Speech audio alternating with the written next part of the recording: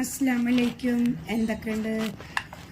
അൽഹംദുലില്ലാ. ഞാൻ ഒരു അര കപ്പ് എല്ലില്ലാത്ത പച്ച ചിക്കൻ ചെറുതാക്കി മിക്സിയുടെ കുഞ്ഞി കപ്പിലോട്ട് ഇട്ട് കൊടുത്ത് ഒരു 3 ടേബിൾ സ്പൂൺ സവാള അരിഞ്ഞതും 2 പച്ചമുളകും ഒരു കുഞ്ഞിപ്പിടി മല്ലിച്ചപ്പ് ഇട്ട് നന്നായിട്ട് അരച്ചെടുത്ത് എന്നിട്ട് ആ കൂട്ടിലോട്ട് അര സ്പൂൺ വലിയ ജീരകത്തിൻ്റെ പൊടി, അര സ്പൂൺ കുരുമുളക് പൊടി, അര സ്പൂൺ കറി മസാലപ്പൊടി, അര സ്പൂൺ ജിഞ്ചർ പൗഡർ, അര സ്പൂൺ ഗാർലിക് പൗഡർ, ഉപ്പിട്ട് മല്ലിപ്പൊടി വേണമെങ്കിൽ എല്ലാം കൂടി നന്നായിട്ട് യോജിപ്പിച്ച് കുഴച്ച് ഒരു മുട്ട അടിച്ചു വെക്കണം. അതിലോട്ട് കുറച്ച് കോൺഫ്ലവറും ചേർക്കുക.